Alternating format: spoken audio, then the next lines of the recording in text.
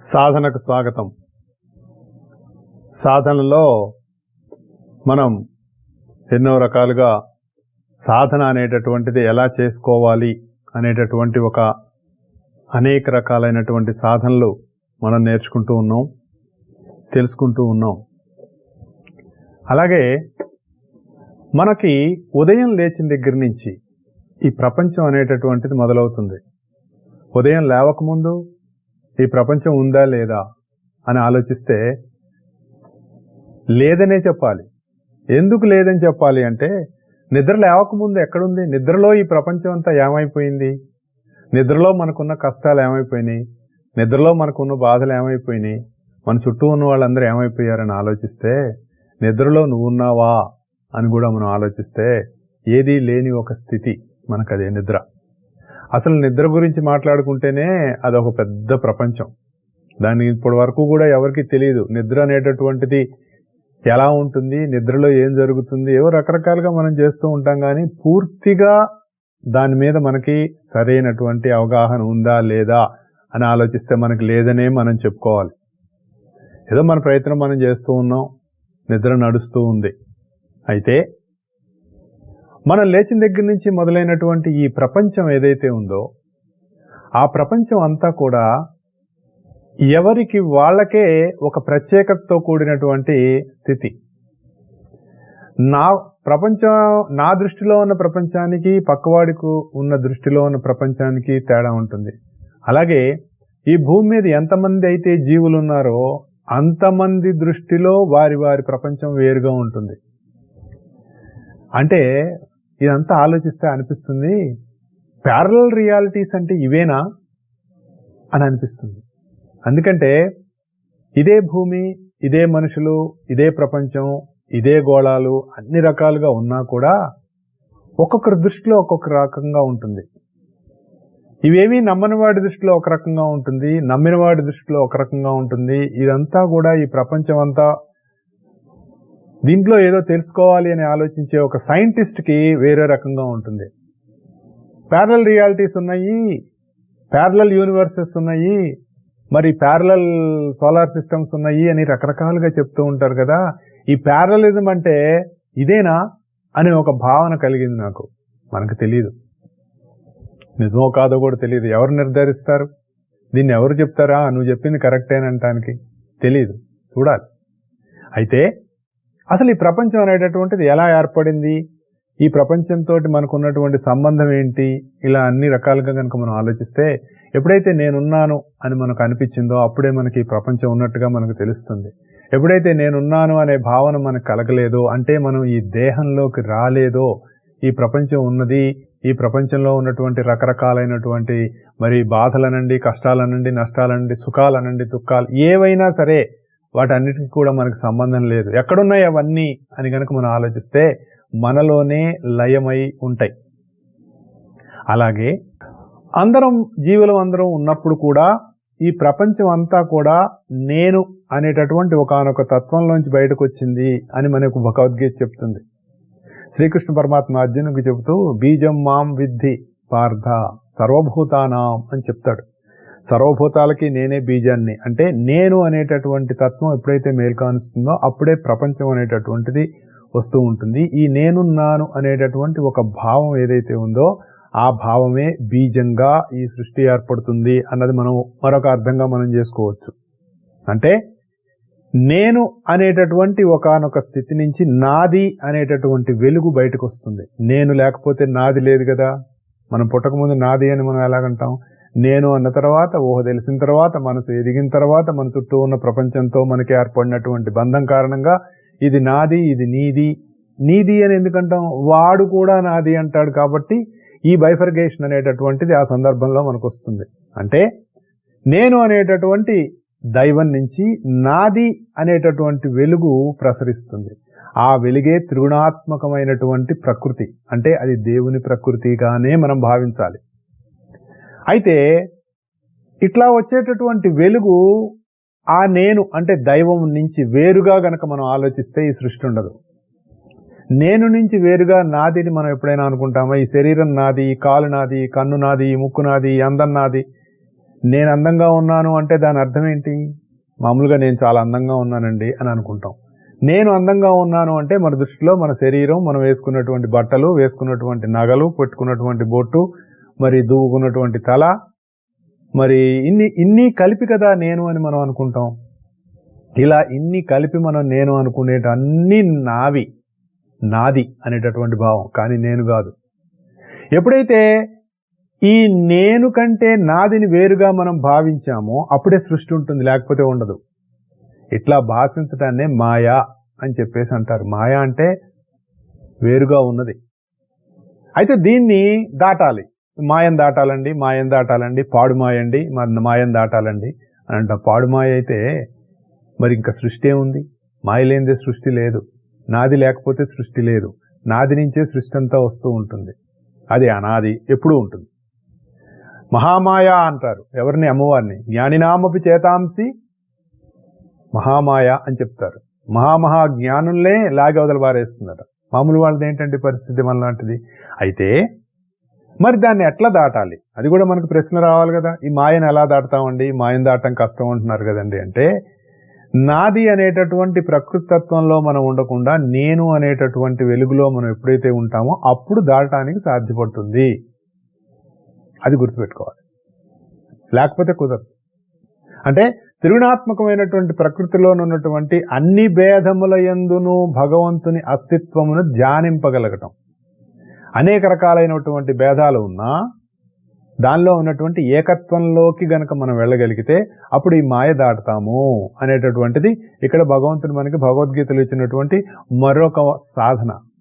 అంటే మన యందు అన్ని భూతాల యందు కూడా అంతర్యామిగా ఉన్నటువంటి నేను అనేటటువంటి తత్వం ఏదైతే ఉందో అదే భగవత్ తత్వం అని దానిని ఎప్పుడూ స్మరించి చూసేటటువంటి వాడిని మాయ దాటుతాడు. అప్పుడు వాడిని మాయ ఏం దాటదు అని చెప్తాడు. కానీ మనం ఏం చేస్తాం? మనం నేనుకి నాదికి మధ్య ఉన్నటువంటి భేదాలు చూస్తూ ఉంటాం. ఇది నాది, అది నీది అనేటటువంటి భేదం లేకపోతే మరి మన జీవనం ఎలా గడుస్తుంది? అందుకని ఏం చేస్తూ ఉంటాం? మనం ఈ రెండింటినీ భేదాలు చూస్తూ ఉంటాం. దేవుడికి ప్రకృతికి, దేవుడు వేరండి, ప్రకృతి వేరండి అని. నేను నాది రెండు వేరా? వస్తువుకైతే ఉంటుంది, మరి నీ శరీరానికి? ఈ శరీరం నాదండి అంటే నీకంటే వేరే అయినా మరి దాన్ని ఏకత్వంతో మనం చూస్తున్నాం కదా. అది మనం గుర్తుపెట్టుకున్నట్లయితే ప్రకృతితోటి చూసి త్రిగుణాలతోటి చూసి దాంట్లో ఇరుక్కుపోతే చిక్కుకుపోతామండి. అట్లా కాకుండా ప్రకృతిలో ఉన్నటువంటి దైవత్వాన్ని కనుక చూసి ఏకత్వాన్ని చూస్తే చిక్కుకోడు అనేటటువంటిది మనకు భగవద్గీత అందించినటువంటి మరొక సాధన. దాన్ని మనం ప్రయత్నం చేయాలి. లేకపోతే ఏమవుతుంది? ఈ త్రిగుణాల్లో చిక్కుకుంటాం. ఈ మూడు గుణాల్లో ఒకడు బాగుంటాడు, ఒకడు బాగోడు, ఒకడు సోమరిగా ఉంటాడు, ఒకడు యాక్టివ్గా ఉంటాడు, ఒకటి చేయాల్సిన పని చేస్తూ ఉంటాడు. మూడు రకాలుగా action, over action, under action, సత్వము, రజస్సు, తమస్సు. ఇవి మూడు గుణాలు. సత్వగుణంలో ఉండటం అంటే మొన్ననే విన్నాను నేను. సత్వగుణంలో ఉండటం అంటే నేనున్నానని మనకి తెలియటమే సత్వగుణం అంట. నిద్ర లేవంగానే మనకి మనం ఉన్నామని తెలుస్తుందని, నేను నిద్రలో ఉండగా తెలియదు కదా. అలా తెలియటమే మొదటి సత్వగుణం అంట. అంటే మనం ప్రతిసారి, ప్రతిరోజు, ప్రతి క్షణం సత్వగుణంలోనే మేలు కాంచుతున్నాం. కానీ అందులోనే ఉంటున్నామా? లేదు. టకటక మనం చేయాల్సిన పనిలో ఒకటి ప్రపంచం మీద పడిపోతాడు, ఏదో ప్రపంచాన్ని ఉద్ధరించేయాలని, అంటే రజస్సుతోటి ప్రపంచం మీద పడతాడు. ఇంకోటి ఏం చేస్తాడు? రోజులు పొద్దున్నే లేస్తే ఏమొచ్చింది మనకు చెప్పండి, లేచిన వాళ్ళందరూ ఏముంది, మనం ఇంకాసేపు పడుకుందాం అని పడుకుంటాడు వాడు. అంటే వారి తమో గుణం. ఇలా ఈ రెండు గుణాల్లోకి వెళ్ళిపోతున్నాం కానీ సత్వంలో మనం నిలవట్లేదు. దానిని ఆధారంగా చేసుకొని మనం ఏం చేస్తాము? మోహంలోకి ఇరుక్కుపోతుంటాం. ఈ మిగిలిన సత్వగుణంలో కూడా మోహం వస్తుంది, కానీ ఈ మిగిలిన వాటికంటే సత్వగుణంలో బెటర్ అన్నమాట. అంటే నేనున్నానని తెలుస్తూ ఉంటుంది నీకు, శరీరకంగా తెలియటం కాదు. మొదట మనకి నేనున్నానని గుర్తొచ్చిన తర్వాతే మిగిలినవన్నీ మనకు గుర్తొస్తాయి. ఇది కొంచెం టఫ్గా ఉంటుంది. టఫ్గా ఉన్నా, ఇప్పుడు ఒక ఎగ్జామ్లో ఒక మ్యాథమెటిక్స్ ఉందండి, ఒక టఫ్ ప్రాబ్లం ఉంది. టీచర్ ఏం చెప్తాడు? ఒరే ఇది చాలా కష్టం రా, దీని గురించి బాగా నువ్వు ఒకసారి స్టడీ చెయ్యి, రేపు ఎగ్జామ్లో వచ్చినా రావచ్చు అని అన్నాడు అనుకోండి. దాని గురించి మనం బాగా మరి ప్రాక్టీస్ చేస్తాం కదా. అలాగే మన జీవితంలో కూడా కొన్ని కొన్ని కష్టతరమైనవి ఉన్నప్పుడు వాటిని కూడా సాధన చేయటానికి తగినటువంటి సమయాన్ని దానికి వెచ్చించి మనం సాధన చేయటం అనేటటువంటిది ఒకటి. అయితే ఇలా మోహంలోంచి బయటపడటం వల్ల మనం ఏం చేస్తుంటాం? వాడిని వీడిని మోసం చేసుకోవటం కానీ, మరి ఎందుకు మోసం చేస్తారు? ఇది ఒక ప్రశ్న. ఒక మనిషి ఇంకో మనిషిని ఎందుకు మోసం చేస్తాడండి? స్వార్థం కోసం అండి. స్వార్థం అంటే నాకే ఉండాలి, వాడికంటే వాడి దగ్గర కాదు నా దగ్గరే ఉండాలి అనేటటువంటి ఒక భావం. అంటే ఏంటి? మోసగించాలనుకునేవాడిని వేరుగా చూస్తున్నాడు. వాళ్ళలో ఉన్న నేను, నాలో ఉన్న నేను ఒకటిగా కాకుండా వాడు వేరు నేను వేరు. మరి నాది నీది అనే భావన ఉంది కదా మనకి. ఈ భావన వల్ల వేరుగా చూడటం వల్ల వాటితో ఏర్పడినటువంటి ఒక సంబంధాల వల్ల, వాటితో మనం ఏర్పరుచుకున్నటువంటి చిక్కుల వల్ల మనం ఏం చేస్తాం? మోహపడి మోసం చేయాలని చూస్తూ ఉంటాం. దానివల్లనే మనకు వచ్చేటటువంటి జయాపజయాలనండి, మానావమానాలనండి, మోహం అనండి, వికారం అనండి, దీంతో మనసు ఇరుక్కుపోతూ ఉంటుంది. అంటే మనసుకి ఎప్పుడు సత్వగుణంలోనే ఉంటుందండి. అసలు మనసు పుట్టిందే సత్వగుణం నుంచి. మనసు పుట్టింది సత్వగుణం నుంచే పుట్టింది. కానీ మనకున్నటువంటి స్వభావం వల్ల దానికి రకరకాలుగా మనం అంటగంటేస్తున్నాము. ఇప్పుడు అప్పులు చేశాడండి ఒక ఆయన. మామూలుగా మనం ఇల్లు కొనుక్కోవాలంటే అప్పు చేస్తాంగా, కారు కొనుక్కోవాలంటే అప్పు చేస్తాంగా. అప్పు చేయకుండా ఏమొస్తూ ఉంటుంది? Our lives are hypothecated to banks. ఇప్పుడు ఇంతకుముందు ఏదైనా షాపులు పెడితే పలాని ఆంధ్ర బ్యాంక్ వారి సౌజన్యంతో అని ఒక బోర్డు పెట్టేవాళ్ళు ఏదో షాప్ ముందు. లేదంటే పలాని కెనరా బ్యాంకు, లేదంటే పలాని ఎక్స్ఎక్స్ఎక్స్ బ్యాంకు, ఏదో ఒక బ్యాంకు. ఇప్పుడు యాక్సిస్ బ్యాంక్ వచ్చింది, యాక్సిస్ లాగా యాక్సిస్ బ్యాంకు. అంటే ఈ పర్టికులర్ వ్యాపారానికి నాకు పలాని బ్యాంకు వాళ్ళు నాకు హెల్ప్ చేశారు. అంటే నేను ఆ బ్యాంక్ నుంచి అప్పు తీసుకున్నా కాబట్టి ఆ బ్యాంకు కట్టవలసినటువంటి ధనాన్ని అప్పటికప్పుడు కట్టేస్తూ ఉండాలి అనేటటువంటిది చేయవలసినటువంటి పని. వచ్చే లాభాలన్నీ నేనే తినేశాను అనుకోండి, ఆ బ్యాంకు కట్టలేదనుకోండి, అప్పుడు ఏమవుతుంది? బ్యాంకు వాడు వచ్చేసి, సార్ మీరు ఇన్స్టాల్మెంట్ కట్టట్లేదు, మీరు మరి కట్టాలి, లేకపోతే మరి మేము మీ షాప్ని మేము సీజ్ చేస్తామని చెప్తారు. అంటే వాడు షాపు నడుపుకుంటున్నప్పుడు ఆ షాపుకి కట్టవలసింది, ఆ షాపులో వచ్చే లాభాల్లోంచి, లేదంటే నువ్వు ఏదైనా నీకు లాభం వచ్చినా నష్టం వచ్చినా బ్యాంకు వాడికి కట్టాల్సింది కదండి. అంటే నీ జీవితం కూడా మనం చేసినటువంటి అప్పుల మూలాన, మనకున్న ఆశల మూలాన, మనకున్న కోరికల మూలాన మన జీవితాన్ని బ్యాంకుకి తాకట్టు పెట్టేశాం. దాన్నే మార్ట్గేజెస్ అంటారు. మార్ట్గేజ్ రూపంలో మనం బ్యాంకుకి తాకట్టు పెట్టేసి మన జీవితాలు గడుపుకుంటూ ఉన్నాం. చాలా ఆనందంగా గడిపేస్తూ ఉన్నాం. ఎన్నాళ్ళు ఉంటుంది ఈ ఆనందం? మనం మార్ట్గేజ్ కట్టినంత కాలం ఉంటుంది. కారైనా అంతే, ఇల్లైనా అంతే, మనం అప్పు చేసి కొనుక్కున్నది ఏదైనా అంతే. సరే, మనం అప్పు కట్టలా, బ్యాంకు వాడు వచ్చాడు మన దగ్గరికి, ఏమండి అంటే మనం ఏం చేస్తాం? తప్పించు తిరుగుతాం. ఎందుకు? భయం, వాడికి డబ్బులు కట్టాలని. పైగా అంటాము, బ్యాంకు వాళ్ళకి కనికరం లేదండి, కసాయి వాళ్ళకంటే ఎక్కువ అండి వీళ్ళు. ఈ అప్పిచ్చిన వాడు ఈ విధంగా మాటలు పడుతూ ఉంటాడు. ఒకసారి ఆలోచించండి. దానివల్ల మనం ఏం చేస్తాం? వాడి మీద నుంచి దుష్ప్రచారం చేస్తాం. అవసరమైతే వాడు వస్తే పక్క నుంచి ఎవరి చేతిలో 4 రాళ్లు వేయిస్తాం. ఇలా రకరకాలుగా మనం ఎందుకు చేయిస్తాం? మనం చేసినటువంటి దానికి కారణం ఎవరు? మనం చేసిన తప్పులేగా, మనం చేసిన అప్పులేగా. అప్పులో తప్పులో ఏమైనా కావచ్చు, వాటి మూలానే మనం ఇట్లా ఉంటాం. భగవంతుడు ఏం చెప్తున్నా అంటే వాడిని అసురుడు అని చెప్పాడు. అసురుడు అని చెప్పాడండి. అసురుడు అంటే ఏమిటి? అసురుడు అంటే రాక్షసుడు కాదండి, వాడు గుర్తుపెట్టుకోవాలి. అసురుడు అంటే ఏదో రాక్షసుడండి, వాడు కోరలు ఉంటాయండి, క్రూరంగా ప్రవర్తిస్తాడంటే అక్కర్లేదు.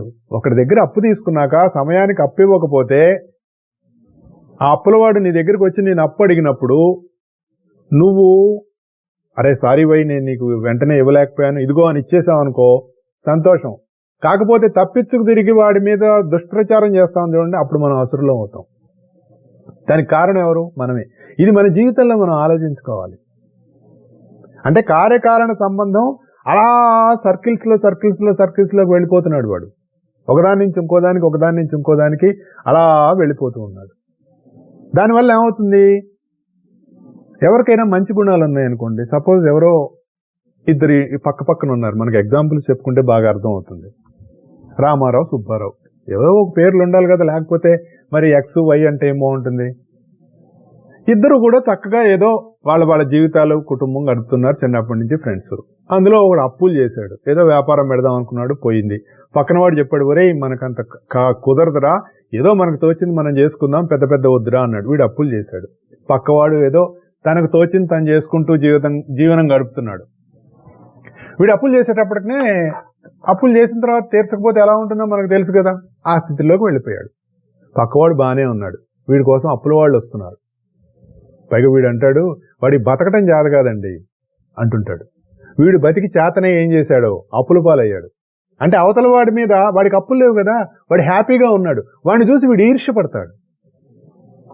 ఇది మనకు ప్రపంచంలో మన చుట్టుపక్కల మనకు జరుగుతూనే ఉంటుందా లేదా అంటే, ఇలాంటి అసుర ప్రవృత్తి గలవాడు సద్గుణాలు ఉన్నటువంటి వాడిని చూసి ఈర్ష్య అసూయలు చెంది వాడిలో ఒక రకమైనటువంటి పాప ప్రవృత్తి అనేటటువంటిది వాడే బయటపడుతూ ఉంటాడు. ఎవడో ఫ్రెండ్స్ దగ్గర మాట్లాడతాడు, ఒరే వాడు ఏదో పెద్ద గొప్ప అనుకుంటున్నాడా, అవి ఎదరా వాడు వాడు అని మాట్లాడతాడు. వీడు అప్పులు చేసి అప్పుల వాడికి తప్పించు తిరుగుతున్నాడు. వీడు కారణం వీడి ఆశ వల్ల, వీడి మోహం వల్ల. ఇప్పుడు మన జీవితాలు ఆలోచించుకుంటే మనకు తెలుస్తాయి. మనం అవతల వాళ్ళల్లో ఈర్ష్య పడుతున్నాము అని అనుకుంటే, ఈర్ష్య అనేటటువంటిది అవతల వాళ్ళలో ఉండదండి, మనలో ఉన్న ఒక గుణం. అది ఆసురీ ప్రవృత్తి కింద మనకు భగవంతుడు మనకు చెప్తున్నాడు. అంటే మన దుష్ప్రవర్తన చేతనే మనం అనేక రకాలైనటువంటి ఇబ్బందులు మనం కొని తెచ్చుకుంటున్నాము. అట్లాగే సరే, ఈ సుబ్బారావు అప్పారావు పక్కన పెట్టేసేయండి. కొంతమంది భగవంతుడి మీద ద్వేషం అండి, వైరభావంతో భగవంతుడిని కొలుస్తారట. ఇది ఇప్పుడు ప్రపంచంలో చాలా ఎక్కువగా ఉంది. భగవంతుడు లేడండి అంటే వీడు ఎవరిని స్మరిస్తున్నాడు? భగవంతుని స్మరిస్తున్నాడు. దైవం లేడండి అంటే ఎవరిని స్మరిస్తున్నాడు? దైవాన్నే స్మరిస్తున్నాడు. ఇది ఎలా స్మరిస్తున్నాడు? వైరభక్తితో స్మరిస్తున్నాడు. లేని పదార్థం ఎక్కడుందండి? మామిడి పండు అనేది ప్రపంచంలో లేదండి అన్నాడు. నీకు ఎలా తట్టింది మామిడి పండు లేదని? అసలు మనిషికి ఎలా తడుతుంది? ఒకటి సృష్టిలో లేనటువంటి ఒక పదార్థం అనండి, ఒక వస్తువు అనండి, ఒక తత్వం అనండి, ఏదైనా ఒక మనిషికి ఎలా తడుతుంది? నీ మనసుకి ఎలా తడుతుంది? దేవుడు లేడు అంటే అసలు ఎవరు? దేవుడు లేడు అంటే దేవుడు అనేటటువంటిది పైగా అంటాడు, వాడు అంటున్నాడు కదండి దేవుడు ఉన్నాడని, కాబట్టి నేను లేడు అంటున్నాడు. వాడు ఎందుకు అంటున్నాడు? ముందు నువ్వు అర్థం చేసుకో. అంటే ఇదొక రకమైనటువంటి వైరభక్తి. ఎలాగైతే సద్గుణాలు ఉన్నటువంటి దైవాన్ని వైరభక్తితో ఆరాధిస్తారో, అలాగే దైవాన్ని అసురవృత్తిలో ఉన్న మానవుడు కూడా అట్లే మొదలు పెడతాడు. మెల్లిగా తన బాధలు ఎప్పుడైతే మొదలవుతూ ఉంటాయి, వాళ్ళు బాధలు వచ్చినప్పుడు ఏం చేయాలో తెలియదు. మనకి వద్దనుకున్నా వచ్చేవి కొన్ని ఉంటాయి. వ్యాధి ఒకటి ఉంటుంది, దరిద్రం ఒకటి ఉంటుంది. భౌతికంగా అంటే డబ్బు లేకనో, లేదంటే కావలసిన సంపద సమయానికి సమకూరకనో ఇబ్బందులు పడుతూ దారిద్ర్యపడేవాడు కాకుండా, లేదు ఎంత ఉన్నా లేదు అనేటటువంటి ఒక భావం ఉంటుందండో, అది పరమ దరిద్రం, అది మానసిక దరిద్రం. ఈ మానసిక దరిద్రాన్ని మనం మనలోంచి తుడిచిపెట్టుకు చేయకపోవటానికి కావాల్సిన సాధన కష్టపడైనా మనం చెయ్యాలి. ఎంత ఉన్నా లేదు అనేటటువంటి ఒక భావన నీ మనసులో ఉంటుందే, దానికోసం నువ్వు ప్రపంచం మీద పడి నేను ఏమైనా చేస్తాను, ఎలాగైనా నేను సంపాదిస్తాను, ఎవరికి ఏదున్నా నా దగ్గరే ఉండాలి, ఇంకొకటి కంటే ఎక్కువే ఉండాలి అనేటటువంటి ఇది భావదారిద్ర్యం అంటారు దీన్ని. అంటే దరిద్రం అనేటటువంటిది నీకు భౌతికంగా లేదు, భావంలో ఉంది, నీ మనసులో ఉంది. దాన్ని మనం పోగొట్టుకోవాలి. మూడోది వార్ధక్యం. ముసలితనం వస్తుంది కదండి. వచ్చిన తర్వాత మన చాదస్తం పెరిగింది అనుకోండి, తీసి వదిలి పారేస్తారు. అందులో ప్రస్తుతం నడుస్తున్నటువంటి జనరేషన్ ఎలా ఉందంటే, కొంచెం తేడా వస్తే తీసుకెళ్లి అవతల పడేస్తున్నారు. ఏది? ఓల్డ్ ఏజ్ హోమ్స్ లో. చాలా నీచమైన పని. తల్లిదండ్రులను ఓల్డ్ ఏజ్ హోమ్స్ లో పడేసి, మరి బంధువులను ఓల్డ్ ఏజ్ హోమ్స్ లో పడేసి, నిన్ననే ఎక్కడో విన్నాను నేను, డింక్ అట. ఒక కొత్త యువతలో ప్రస్తుతం ఏర్పడినటువంటి ఒకనొక జాడ్యం, ఒక దరిద్రం ఏంటంటే డింక్ అంటే ఏంటో తెలుసా అండి? డ్యూయల్ ఇన్కమ్ నో కిడ్స్ అట. Dual income no kids. ఇద్దరూ సంపాదించాలి, లక్షలు కోట్లు కూడబెట్టాలి, పిల్లలొద్దు. ఇది ఏ రకమైనటువంటి ఆలోచన నాకు కూడా అర్థం కాల. చాలా మంది చూస్తున్నాం, పిల్లల్ని పెంచలేక కొంతమంది పిల్లల్ని గంటల్లా. ఈ పాపభూయిష్టమైనటువంటి ఈ ప్రపంచంలోకి మేము ఇంకొక జీవిని తీసుకురాదలుచుకోలేదండి, అందుకనే మేము పిల్లల్ని కనటం లేదు అనే ఒక లెక్చర్ ఇచ్చేవాళ్ళు కొంతమంది ఉన్నారు. అదే పెద్ద రెస్పాన్సిబిలిటీ ఏంటి, ఎవడు పడతాడు అని మాట్లాడేటటువంటి వాళ్ళు ఉన్నారు. మనకి పిల్లలు వద్దనుకున్నాం, ఆల్రెడీ ఒక 20 years వైఫ్ అండ్ హస్బెండ్స్ గా మనం కలిసి ఉన్నాము. ఇంకా మనం కలిసి ఉండాల్సిన అవసరం కూడా ఏం లేదు, ఓకే లెట్ us సెపరేట్ అని వెళ్ళిపోయేటటువంటి వాళ్ళు ఉన్నారు. అంటే ఈ ప్రపంచం ఎటుపోతుందో చూడండి ఒకసారి, మన భావం ఎటుపోతుందో ఆలోచించండి. నీ తల్లిదండ్రులు కూడా అలాగే అనుకుంటే నువ్వు ఈ భూమి మీదకి వచ్చేవాడివా?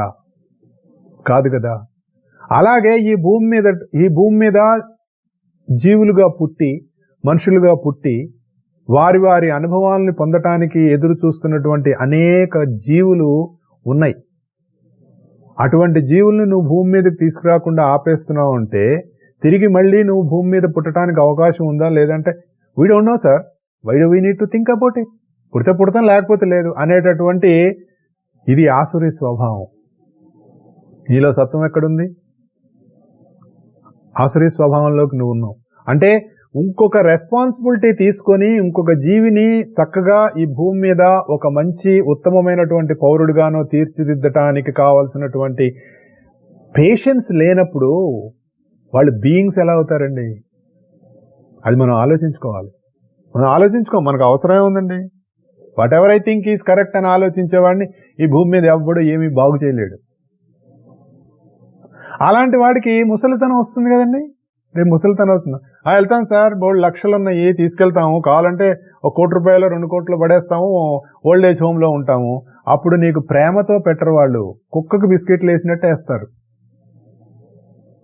ఒకవేళ పెట్టేవాడు అందరిలో దైవాన్ని చూస్తూ ఇది నేను దైవానికి చేస్తున్న సేవగా అని భావిస్తే నిన్ను మర్యాదపూర్వకంగా చూస్తాడు. లేకపోతే వాడు డబ్బులు ఇచ్చాడు కాబట్టి చూస్తున్నాడు, సార్ మీరు ఈ మంత్ పేమెంట్ రాలేదు సార్, మీకు ఫుడ్ ఆపేసాం అంటాడు. ఇవన్నీ నెక్స్ట్ జనరేషన్ ఆలోచించుకోవాల్సినటువంటి అతి ముఖ్యమైనటువంటి విషయాలు. అవి మేము ఆలోచించుకోండి సార్. ఇప్పుడు ఏదో ప్రజెంట్ ఈజ్ ఇంపార్టెంట్ అన్నారు కదండి, ఇవాళ బాగుంటే చాలండి. రేపు కూడా రేపటికి ప్రజెంటే. 10 సంవత్సరాల తర్వాత మనం ఫ్యూచర్ అని ఏదైతే అనుకుంటున్నామో 10 సంవత్సరాల తర్వాత నువ్వు వెళ్ళిన ఆ పాయింట్ ఉంది చూసారా, అది ప్రజెంటే. ఈ రోజుకి అది ఫ్యూచరు, కానీ ఆ రోజుకి అది ప్రజెంట్. అందుకనే నెవర్ లూజ్ ప్రజెంట్ అని ఎందుకు చెప్పారంటే ఎవ్రీ మినిట్ ఈజ్ ప్రజెంటే. నువ్వు అనుకునే ఫ్యూచర్ కూడా ఇవాళకి ఫ్యూచర్ ఏమో, కానీ ఆ రోజుకి అది ప్రజెంట్. అది మనం మర్చిపోకూడదు ఎప్పుడు. ఇవన్నీ ఆసురీ స్వభావంలోకి వచ్చేటటువంటి ప్రవృత్తులు. ఇలా కొంతకాలం గడుస్తుంది, ఈ లోపల ముసలితనం వస్తుంది, అవతల బాగుంటూ ఉంటారు, ఆదరించే వాళ్ళు ఉండరు, వ్యాధులు వస్తాయి. ఎవరు చూస్తారండి? ఇప్పుడు ఎవరు చూస్తారు? కాబట్టి మనిషికి మనిషి తోడుండాలి. కాబట్టే తోటివాడిని ప్రేమించని చెప్పారు, తోటివాడిని మనిషిగా చూడరా అని చెప్పారు. వాడిలో ఉన్నది నీలో ఉన్నది ఒకే తత్వముగా ఉన్నది, కానీ స్వభావం వేరుగా ఉంది కనుక నీది నాది అనేటటువంటిది ఈ ప్రపంచంలో ఏర్పడింది, అది నువ్వు గమనించు అని చెప్పారు. ఎవరు చెప్తారు మనకి? ఇది మనం చెప్పినప్పుడు దానిని మననం చేసుకొని దాన్ని మనం ఆచరణలోకి దించుకోకపోతే, పురాణం విన్నట్టు విన్నామండి, చప్పట్లు కొట్టేసాం, బాగుంది సార్, ఆయనకి శాలువు కప్పాం, దండలు వేసేసాం, ఎంత బాగా చెప్పారో అన్నాం, బయటికి రాగానే చెప్పులు వేసుకొని అన్నీ మర్చిపోయాం మనం. ఇంకా మన జీవితంలో ఎప్పుడు బాగుపడతాం? మనం విన్నది మన జీవితంలోకి ఎప్పుడు వస్తుంది? ఇది మనం ఆలోచించుకుంటే మనకే తెలుస్తుంది. సరే, ఈ విధంగా మెల్లిగా వాడికి ఒక ఆర్తి వస్తుందండి లోపల. ఏమిటి, నాకు ఇప్పుడు సహాయం చేసేవాడు ఎవడో, నేను ఎలా బాగుపడతా అని ఒక ఆర్తి వస్తుంది. అప్పుడు చెప్తారు, ఏమండి మీరు కొంచెం ఈ మధ్య బాగాలేదంటున్నారు కదా, శివాలయంలో అభిషేకం చేయించుకోండి, లేదంటే ఆ పెద్ద ఆయన దగ్గరికి వెళ్ళండి, ఆయనకు నమస్కారం చేసి రండి, బాగుంటుంది. ఈ మధ్య మాకు కూడా ఒంట్లో బాగాలేదండి, బాగోకపోతే పలాని గురువుగారి దగ్గరికి వెళ్ళాం, ఆయన దండం పెడితే ఆయన ఏదో విభూతి పెట్టారండి, 2 రోజుల నుంచి మాకు బాగుందండి, కలిసి వచ్చిందండి, కొంచెం ఆరోగ్యంగా ఉన్నామండి. ఆయన ఎవరో సుందరాకాండ చదవమన్నారండి, ఆ సుందరాకాండ చదువుకున్న దగ్గర నుంచి మాకు బాగుందండి, ఇట్లా ఎవరో చెప్తారు కదా. అవి విని మెల్లిగా మొదలు పెడతాడు. అంటే ఆర్తి అనేటటువంటిది మెల్లిగా నిన్ను ఆ దైవం వైపు తిప్పుతుంది. ఆర్తో జిజ్ఞాసు అర్ధార్థి జ్ఞానీచ భరతర్షభ అని చెప్తున్నాడు. చతుర్విధా భజంతే మాం జనాః సుకృతనో అర్జున ఆర్తో జిజ్ఞాసు అర్ధార్థి జ్ఞానీచ భరతర్షభ. అంటే ఎవరైనా 4 రకాలుగా మనుషులు నన్ను ఆశ్రయిస్తుంటారు అనేటటువంటిది భగవంతుని అందించినటువంటి మరొక ఇంపార్టెంట్ అయినటువంటి విషయం. ఏమండి ఈ 4రేనా అని మనకు వస్తుంది. అంటే ఆ రోజుల్లో ఈ 4రే ఉండేవాళ్ళేమోనండి అని మనం అనుకోవచ్చు. కానీ ఇప్పుడు ఎంతమంది ఉన్నారో లెక్క చూసి చెప్పండి ఎవరైనా సరే. ఈ 4 కాక ఆర్తులు అంటే వీళ్ళు బాధలతో ఉన్నటువంటి వాళ్ళు. అంటే అనేక రకాలైనటువంటి మనం చేసుకున్నటువంటి దుష్కృత్యాల వల్ల శరీరానికి ఎప్పుడు ఆహారం పెట్టాలి, ఎలాంటి ఆహారం పెట్టాలి, మరి ఏ సమయంలో పెట్టాలి, ఎంత తినాలి, ఇది అనేటటువంటిది ఒక పర్టికులర్ టైం టేబుల్ ఉంటుంది. నా ఇష్టం వచ్చినప్పుడు తింటాను సార్, ఆరోగ్యంగా ఉన్నంతకాలం బాగానే ఉంటుంది. శరీరం సరిగ్గా చూసుకుంటే నిన్ను శరీరం సరిగ్గా చూసుకుంటుంది. లేకపోతే నిన్ను మడత పెట్టి మంచినీళ్లు పెట్టేసి మొత్తం ఇలా మెలి తిప్పేసి ఇది జీవితం పాడుగాను, ఇంకా అసలు ఈ జీవితం లేకపోతే బాగుండు అనే స్థితికి నిన్ను నీ శరీరం తీసుకువెళ్తుంది. ఎందుకు? నువ్వు శరీరాన్ని నువ్వు సరైనటువంటి యవ్వనంలో ఉండంగా, మంచి జవసత్వాలతో ఉండంగా నువ్వు శరీరాన్ని సరిగ్గా చూసుకోలేదు. అందుకని శీరితే ఇది శరీర అంటే ఒక ఏజ్ వచ్చిన తర్వాత శరీరం మెల్లిగా డిటీరియేషన్ మొదలవుతుంది. అప్పుడు అది కింగ్ అవుతుంది. అప్పుడు నేను కింగ్ అని తిప్పావు కదా, ఇప్పుడు నేను కింగ్ అని శరీరం ఉంటుంది. దానికి కారణం ఎవరు? మనమే. అప్పుడు మనకి మెల్లిగా మొదలవుతుంది. ఏమో సార్ ఈ మధ్య డాక్టర్ల దగ్గరికి వెళ్ళాము, ఎన్ని మందులు వాడినా తగ్గలేదు అంటే అప్పుడు ఎవరో చెప్తారు ఇలా చేసుకోండి సార్, సుందరకాండ పారాయణం చేసుకోండి, ఈ మధ్య పలానా వాళ్ళకి ఇలా తగ్గిందంటే మెల్లిగా భగవంతుడు అనేటటువంటి ఒక తత్వం వైపు ఆర్తితో వెళతాడండి వాడుకున్న బాధలతోటి. ఈ లోపల ఏదో మంచి జరుగుతుంది. ఎందుకంటే భగవంతుడు అనేటటువంటి తత్వం వైపు మనం ఎప్పుడైతే ప్రయాణం చేయటం మొదలు పెట్టామో అది ఒక అగ్ని లాంటిది. అది గుర్తుపెట్టుకోవాలి మనం. భగవత్ తత్వం అనేటటువంటిది ఒక అగ్ని లాంటిది. అంటే దానికి నువ్వు ఎప్పుడైతే సమర్పణ, దాని గురించి ఆలోచించడం మొదలు పెట్టావో ఒక అగ్ని కణం నీ జేబులో వేసుకుని బయలుదేరావు. అది ఊరికే ఉండదు కదండి. అగ్నికణం పెద్ద ఎంత గడ్డివామైనా సరే అక్కడ ఒక చిన్న నిప్పురవ వేశారు, చిన్నది, అసలు కంటికి కూడా కనపడినంత నిప్పురవ వేశారనుకోండి మొత్తం గడ్డివాముని దగ్ధం చేసేస్తుంది కదా. అలాగే దైవస్మరణ అనేటటువంటిది నీలో ఎప్పుడైతే మొదలైందో, భగవంతుని ఎడల నీలో ఆర్తి ఎప్పుడైతే మొదలైందో, ఆ ఆర్తి వల్ల నీ భావంలో మెల్లిమెల్లిగా దైవం ఎప్పుడైతే దిగటం, మంచిదే, కోరికలు తీర్చుకోవడానికే ఇదంతా కూడా. ఏదో నేనైతే సాధన చేసేసి ఆత్మసాధన నేను అంటల్లా. ఆర్తో జిజ్ఞాసురర్థార్థి. ఇలా అయిన తర్వాత మెల్లిగా ఏమవుతుంది? ఇదంతా కూడా ఒక్కసారి జరగదు, కొన్ని జన్మలు పట్టచ్చు. ఒక జన్మంతా ఆర్తితో భగవంతుడి కోసం చేయొచ్చు. ఒకటేంటి, ఎన్ని జన్మలైనా అలా చేయొచ్చు. బాధలు వస్తుంటాయి, భగవంతుడి దగ్గరికి వెళ్తూ ఉంటాం. మనకున్నవన్నీ అంతే కదండి. దేవుడి దగ్గరికి వెళ్ళి మనం ఏం కోరుతాం? గొంతెమ్మ కోరికలే కదా. పొద్దున్నే లేచి స్వామి గుడ్ మార్నింగ్, ఎలా ఉన్నావు, అందరూ బాగున్నారా, ప్రపంచంలో అందరూ బాగుండాలి స్వామి, వాళ్ళందరినీ నువ్వు బాగా చూసుకో, నన్ను కూడా బాగా చూసుకో అని ప్రత్యేకంగా అనక్కర్లా. అందరినీ బాగా చూసుకో అంటే అందరిలో నువ్వు కూడా ఉన్నావు అని మనం ఎప్పుడు అంటున్నావా? కనీసం పూజ చేసేటప్పుడన్నా అన్నామా? షోడశోపచార పూజ అనండి, ఎన్నో రకాల పూజలు, నోములు, వ్రతాలు, యజ్ఞాలు, హోమాలు అన్ని ఎన్నో చేస్తున్నాం కదా. వీటన్నిటిలో ఎప్పుడైనా ఎక్కడైనా ఒక్క భావన మనకు కలుగుతోందా? స్వామి ఎలా ఉన్నావు, బాగున్నావా, మమ్మల్ని అందరినీ జాగ్రత్తగా చూసుకో, ఈ భూమి మీద ఎన్నో జీవులు ఉన్నాయి, పక్షులు ఉన్నాయి, మరి జంతువులు ఉన్నాయి, క్రిమికీటకాదులు ఉన్నాయి, మనుషులు, వాళ్ళతో పాటు మనుషులు ఉన్నారు. మనకి వాళ్ళకి పెద్ద తేడా ఏం లేదండి. జంతువునాం నరజన్మ దుర్లభం అన్నారు. ఇన్ని ఉన్నాయి స్వామి, అందరినీ బాగా చూసుకో, నువ్వు బాగుండాలి స్వామి, నువ్వు బాగుంటే మేము బాగుంటాం అనే భావన మనకి ఎక్కడైనా ఎప్పుడైనా కలిగిందా? కలగదు. ఎందుకంటే వీఆర్ బిజీ. స్వామి నాకు అది ఇవ్వు, స్వామి నాకు ఇది ఇవ్వు, మా అమ్మాయికి పెళ్ళి అవ్వలేదు, అయింది, పిల్లలు లేరు, వచ్చారు, ఉద్యోగం, మా మనవడికి ఉద్యోగం రావాలి, వచ్చింది, ఆ మనవడి కూతురు పెళ్లి కూడా చూస్తే ఏమిటో ఈ జన్మకు ఎందుకు తరిస్తుంది? ఇలాంటి దిక్కుమాలవన్నీ పెట్టుకుంటూ ఉంటే మోక్షం అనేటటువంటిదో లేదంటే నీకు దైవం అనేటటువంటిది తెలిపి ఎన్ని జన్మలకు తెలుస్తుంది? తెలియదు కదా. ఇవన్నీ మనల్ని మనం ఆలోచన చేసుకోవాలండి. ఆలోచన చేసుకోకపోతే ఏమి భగవద్గీత చదివేశాం, కంటతా పెట్టాం, ఏమి ఉపయోగం లేదు. మా ఇంటి చుట్టూతా దేవుడి గుళ్ళు లేనండి అంటే దేవుడి గుళ్ళు ఉంటే నీకేంటి ఉపయోగం? నీ తత్వంలో, నీ భావంలో ఇవన్నీ లేవు కదా.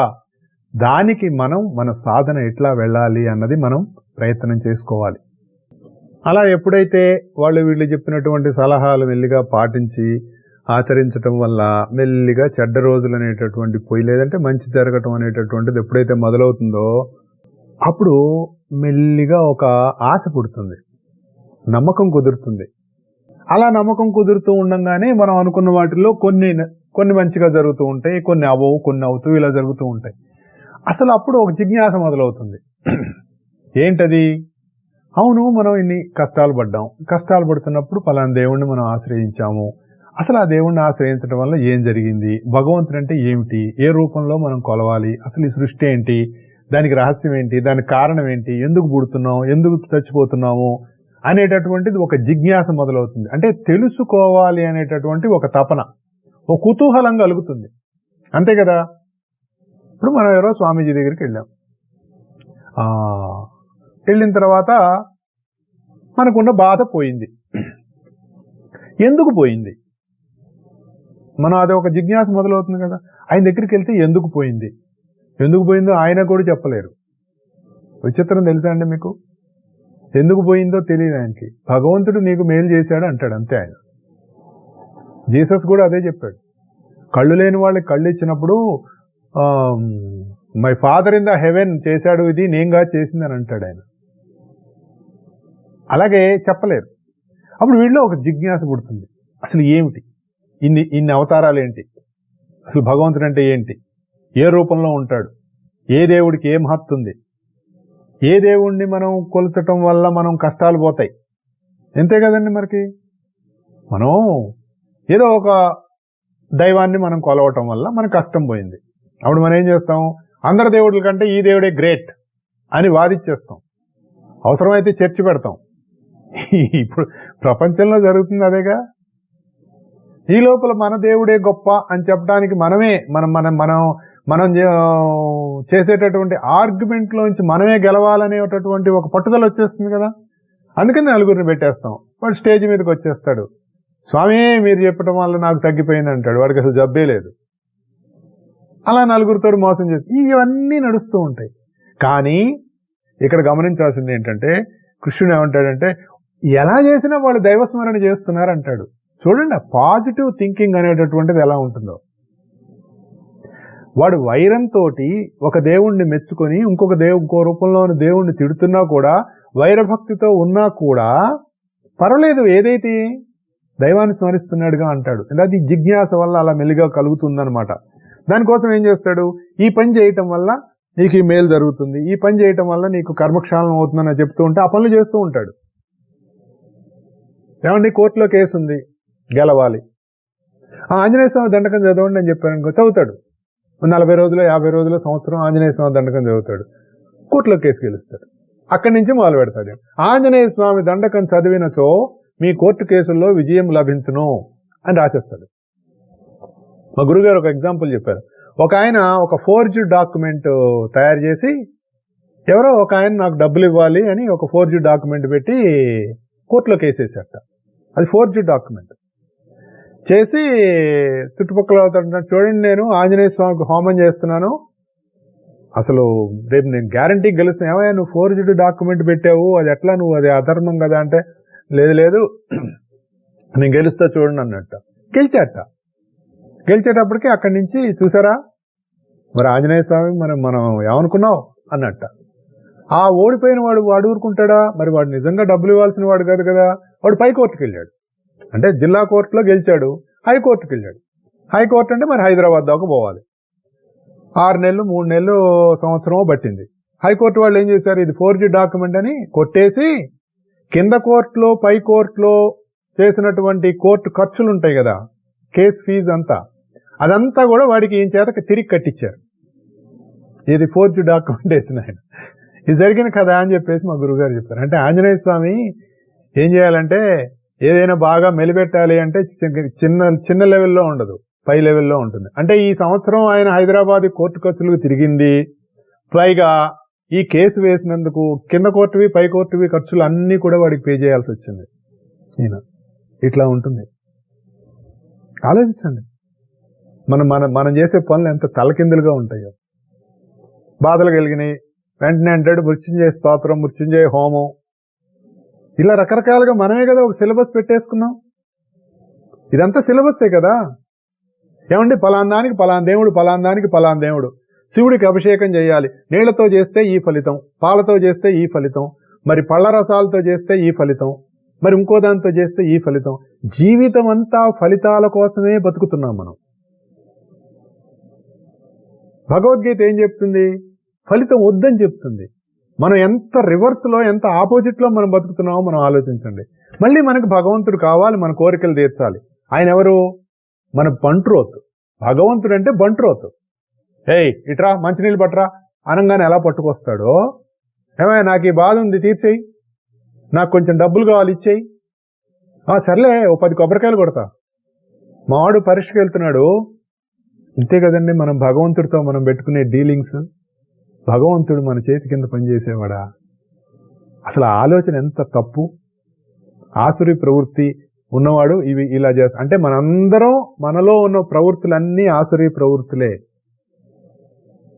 అంటే బాధ కలుగుతుంది. కానీ మనకి నిజంగా విడమర్చి చెప్పుకుంటే ఇంతకంటే గొప్పతనం ఏమీ లేదు. మన ఆలోచనలు అన్నీ కూడా ఇలా అన్ని రివర్స్ లోనే ఉంటాయి. భగవంతుడు ఏం చెప్తున్నాడు తెలుసా అండి ఇక్కడ? ఒరే, నీ ఇష్టం వచ్చిన దేవుడిని పేరు పెట్టుకో, నీ ఇష్టం వచ్చిన దేవుడిని తిట్టుకో, నీకు కావాల్సిన సిలబస్ అంతా పెట్టుకో, ఏదైనా చెయ్యి, కానీ వాళ్ళ అందరి రూపంలో నీకు కావలసినటువంటి ఫలితాలను ఇచ్చేవాడిని నేను ఒక్కడే అని చెప్పాడు. ఏం చేసుకుంటావో చేసుకోపో అన్నాడు.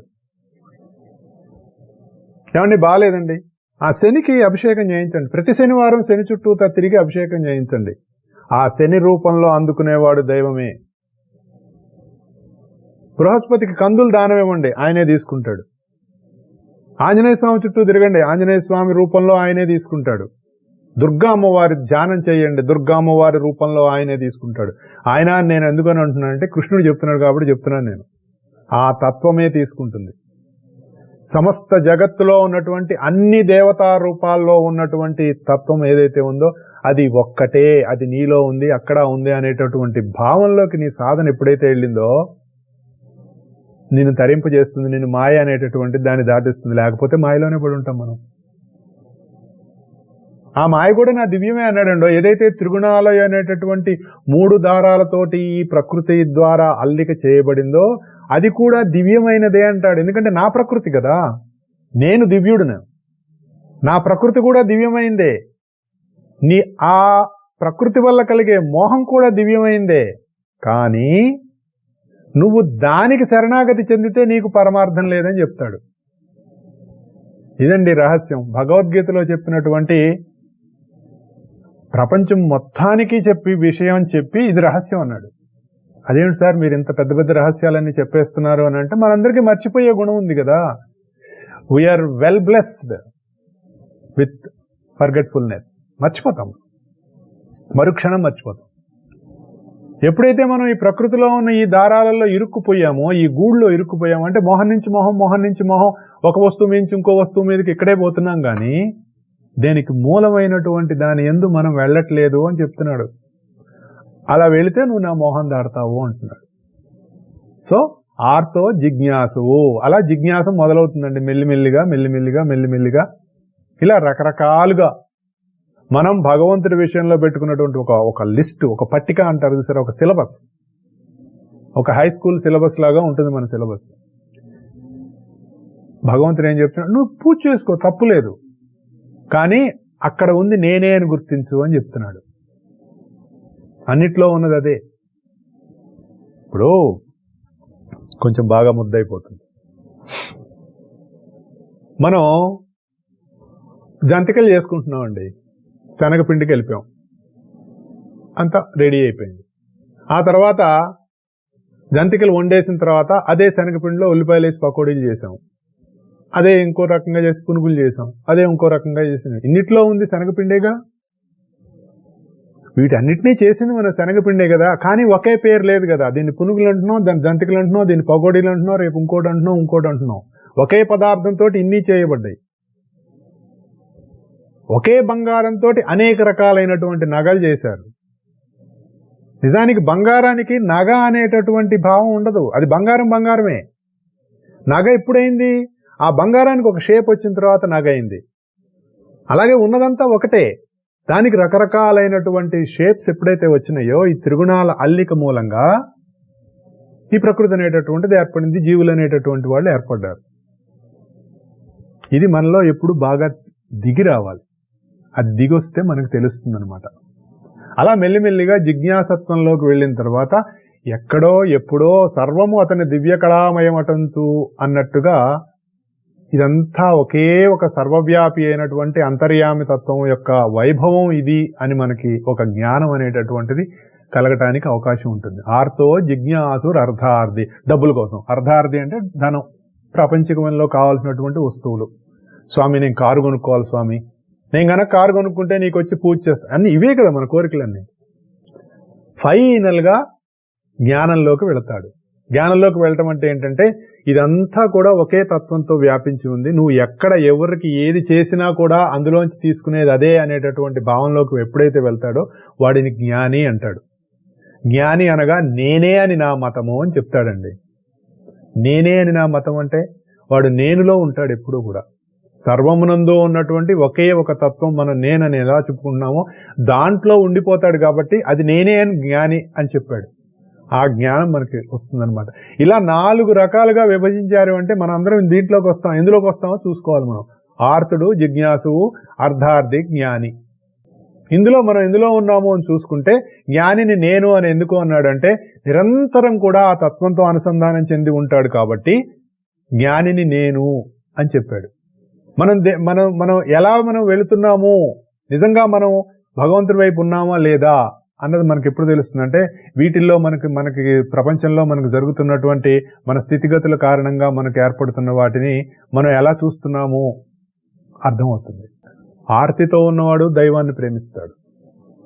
డబ్బు కావాల్సిన వాడు అంటే బాధలో ఉన్నవాడు కానీ, ఇది ఏమిటో తెలుసుకోవాలనేటటువంటి జిజ్ఞాసలో ఉన్నవాడు కానీ, నాకు ప్రపంచంలో ఉన్నటువంటి రకరకాల వస్తు సముదాయాలు ఇవన్నీ కావాలనుకున్నవాడు కూడా, అలాగే జ్ఞాని, ఈ నలుగురు కూడా దైవాన్ని ప్రేమిస్తారు. ఎలా ప్రేమిస్తారు? ఆ రూపాల్లో ప్రేమిస్తారు. నాకు బాధ తగ్గిపోవాలి, భగవంతుడు తగ్గించాడు, ఆ రూపంలో ప్రేమిస్తాడు. అసలు ప్రేమే ప్రపంచం, ప్రేమే జగత్తు, ప్రేమే దైవం. ప్రేమ లేకుండా ఏం లేదు. భగవంతుడికి కలిగినటువంటి ప్రేమ వల్ల ప్రకృతిలోంచి ఈ ప్రపంచం వచ్చింది. మనందరం తల్లిదండ్రుల ప్రేమ కారణంగా మనందరం జన్మించాం. తిరిగి మళ్ళీ మనం పంచవలసింది ప్రేమనే. ప్రేమను ప్రేమించు ప్రేమకై అన్నాడు ఒక ఆయన. ఎందుకంటే అంతే. పరము అనేటటువంటి పదం, ప్రేమ అనేటటువంటి పదం, ఈ 2 పదాలు ఒకటే. పరమ ప్రేమ స్వరూపులారా అనేవారు సత్యసాయి బాబా. బంగారం అని పిలిచేవారు. ఆత్మబంధువులారా అని ఎందుకు పిలిచేవారండి అంటే ఉన్నదంతా ఒకటే, అక్కడ ఇక్కడ ఉంది ఒకటే అనేటటువంటి భావం, పరమ పవిత్రమైనటువంటి భావం. ఆ భావంలోకి మనం ఎప్పుడు వెళ్తాము, వీటిల్లోంచి మనం ఎప్పుడు బయటపడతామా అనేటటువంటి దాంట్లోంచి మనం ఆలోచించుకోవాలి. మన సాధన మన దాని వైపు అటు తీసుకువెళ్ళాలన్నమాట. దేన్ని ప్రేమిస్తున్నాం మనం? ఇప్పుడు మామూలుగా మనకి ఏదో బాధ కలిగింది, తీరింది. మా గురుగారు ఒక ఎగ్జాంపుల్ చెప్తారు. ఒక అబ్బాయి ఒక అమ్మాయి ప్రేమించుకున్నారు. ఆ అమ్మాయి చాలా అందంగా ఉందండి, అందుకే నేను ప్రేమించాను అన్నాడు. లేదంటే ఆ అబ్బాయి చాలా అందంగా ఉన్నాడండి, అందుకే నేను ప్రేమించాను అన్నాడు. అందం అంటే ఏమిటి ఇక్కడ? మనకు తెలిసి అందం అంటే అందంగా ఉన్నటువంటి శరీరం. అసలు అందం అంటే ఏంటి అర్థం? గుణం. కానీ మనం ఏం చేస్తున్నాం, శరీరాన్ని చూసి అందంగా ఉంది అని ప్రేమిస్తున్నాం. అది వ్యామోహం, మోహం. ఆ విధంగా లవ్ చేస్తున్నారు, పెళ్లి చేసుకుంటున్నారు. కొంతకాలం కలిసి ఉన్న తర్వాత అసలు స్వభావాలు అనేటటువంటివి బయటకు వస్తాయి. ఆ స్వభావాల్లో ఈర్ష్య, అసూయలు, మదమాత్సర్యాలు, అహంకారాలు రకరకాలుగా ఉంటాయి. అవన్నీ ఉన్న తర్వాత అక్కడ తేడాలు వస్తాయి. ఆ తేడాలు వచ్చిన వాటికి తల్లిదండ్రులు అటో ఇటో మొత్తానికి కలిసి, ఒకప్పుడైతేనేమో మరి పెళ్లి చేసిన తర్వాత నువ్వు సర్దుకుపోవాలి అనేటటువంటి భావం వ్యక్తపరిచేవాళ్ళు పెద్దవాళ్ళు. ఇప్పుడు పూర్తిగా వ్యతిరేకం. నేను అన్నాడా ఇంటికి వచ్చాయి, ఈ పెళ్లి కాకపోతే ఇంకో పెళ్లి, అది కాకపోతే ఇంకో పెళ్లి. ఇవే కదా మనం చూస్తున్నాం ప్రపంచంలో. ఇవాళ ఒక దౌర్భాగ్య స్థితిలోకి మనం వెళ్ళాం కదా. నిజంగా వాడు ఎవరిని ప్రేమించాడు? గుణంగా ప్రేమించలా, శారీరక అందంగా ప్రేమించాడు. శారీరక అందం శాశ్వతమా? కాదు కదా, గుణం శాశ్వతం. ఇది నిత్య జీవితంలో మనం ఆలోచించుకోవాల్సినటువంటి విషయాలు. నేను ఎందుకు చెప్తున్నానంటే ఇవి అర్ధార్థి అయినటువంటి వాడికి భగవంతుని మీద ప్రేమ ఎలా ఉంటుందో చెప్తున్నారు ఇక్కడ. అర్ధార్థి అయినటువంటి వాడికి నువ్వు కోరిన కోరిక తీరింది అనుకోండి, ఆ భగవంతుడు మంచివాడు. ఏమండి నాకు నగలు కావాలి, కొనుక్కో, కొనేసుకున్నాడు. చీర కావాలి, కొనేసుకున్నాడు. ఏమో నాకు ఇది కావాలి, కొనేసుకున్నాడు. మళ్ళీ ఎప్పుడు అడిగింది, ఇప్పుడు కాదు అని అన్నాడు అనుకోండి, తేడా వచ్చేసింది అనుకోండి. ఎవరిని ప్రేమించినట్టు? భర్తను ప్రేమించినట్ట, భార్యను ప్రేమించినట్ట, లేకపోతే వాళ్ళ నుంచి వచ్చేటటువంటి ఈ రకరకాలైనటువంటి వస్తువులను ప్రేమించినట్ట? ఏదో బాధ కలిగింది, భగవంతుని ప్రార్థించాము, ఓకే, వెంటనే బాబా గారు విభూతి పెట్టామండి, పెట్టంగానే మొత్తం గుణం కనపడింది అని పెద్ద బాబా గారి ఫోటో తీసుకొచ్చేసి ఇంట్లో పెట్టుకున్నాం. కానీ కొద్ది రోజులు పోయిన తర్వాత కడుపు నొప్పి తగ్గింది కానివ్వండి, ఇంకేదో పెద్ద వ్యాధి వచ్చిందండి అని చెప్పారనుకోండి, అది తగ్గదండి అని చెప్పారనుకోండి, మరి మనం గోడకు కొట్టినటువంటి బాబా గారి ఫోటో ఉంచాలా వద్దా, దాన్ని తీసేయాలా, ఏం చేయాలి అనేటటువంటిది మనకే వస్తుంది. ఏమిటోనండి, ఈయన నమ్ముకున్నాం, ఏదో ఆ రోజు విభూతి పెట్టారు, తగ్గింది కదా అనుకున్నాం, అంత మహిమేం లేదండి. కాబట్టి మనం ఇంకో ఫోటో తెచ్చి పెడతాం, ఇంకో రకంగా ఆలోచిస్తాం. ఓ గోడకు ఒక ఫోటో, ఓ గోడకు ఇంకో ఫోటో. మా గురుగారు చెప్పారు, ఆయన గదిలోట ఒక పెద్ద బాబా గారి ఫోటో ఒక పక్కనను, ఇంకో పక్కనేమో ఒక పెద్ద వెంకటేశ్వర స్వామి ఫోటో పెట్టారట. మా గురుగారిని పిలిచి, నాకు కొంచెం భయంగా ఉందండి. ఎందుకండి మీకు ఇంత పెద్ద పెద్ద ఫోటోలు చుట్టూ భగవంతుడే ఉన్నాడు అంటే, కాదండి నాకు ఎవరో చేతపడి చేశారేమన్న భయంగా ఉంది, ఎవరైనా మాంత్రికుడిని పిలిపించి నేను మరి పూజలు చేద్దాం అనుకుంటున్నానంటే ఆయన చెప్పారట, ఓరిని దుంప తెగ, ఓ పక్క బాబా ఫోటో పెట్టావు, ఓ పక్క వెంకటేశ్వర స్వామి పెట్టావు, వీళ్ళిద్దరికంటే మాంత్రికుడు గొప్పవాడు నువ్వు అనుకుంటున్నావా అని ప్రశ్నించారట. అంటే మన తెలివి ఎలా పనిచేస్తుందో ఎగ్జాంపుల్ అనమాట ఇది. పాపం ఏం చేద్దాం మరి, మనం అర్ధార్థిత్వంలో ఉన్నాం కదా, అర్ధార్థి అనేటటువంటి స్థితిలో మనం ఉన్నప్పుడు దేవుడికి కూడా తప్పవట ఇట్లాంటి కష్టాలు. చూడండి ఎందుకు చెప్తున్నట, ఇవి అన్ని దాటి పైకి వెళ్ళిన వాడు జ్ఞానట. ఇవన్నీ చూసి ముందుకెళ్ళాలి. అంటే మన జీవితంలో ఇలాంటి స్థితులు కనుక మనకు ఎప్పుడైనా కనుక వస్తే మనం భయపడద్దు. ఓహో మనం ఈ స్థితిలో ఉన్నామా, మనం ఈ స్థితిని దాటాలి అనేటటువంటి ఎరుక మనకి కలగాలి. మనం ఎంతసేపు ఎందుకు చెప్పుకున్నామంటే ఇవేవి తప్పు కాదు. మన జీవితంలో మనం ఉన్నటువంటి స్థితులను బట్టి మనకు అనేక రకాలైనటువంటి పరిస్థితులు ఏర్పడతాయి. కానీ ఓహో మనం ఇలా ఉన్నామా, దీనిలోంచి బయటపడటానికి మనం ఏం చేయాలి, మనం ఏం సాధన చేయాలి అని మనం ఆలోచించుకుంటూ అప్పుడు మనం మన సాధన ముందుకు సాగాలి. మనం వ్యాపారం పెట్టాం, వ్యాపారంలో నీ పెట్టుబడి నువ్వు పెట్టాలిగా, పెట్టినప్పుడే కదా లాభాలు కూడా పంచేది. ఒక వ్యాపారం చేస్తున్న వాడికి ఇంకొకటితోటి ఎవరితోటో మన పార్ట్నర్షిప్లో ఉన్నాం, లాభాలు వచ్చినాయి, నీకు ఎప్పుడు ఇస్తారు లాభం? నీ పెట్టుబడి కూడా ఉంటే నీ పెట్టుబడి రేషియోని బట్టి నీకు ప్రాఫిట్లో నీకు షేర్ వస్తుంది.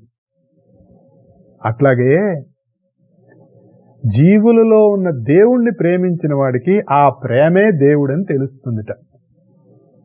అది ప్రేమ దేవుడు అంటే ముందు మనం జీవుల్లో ఉన్న దైవాన్ని ప్రేమించాలి.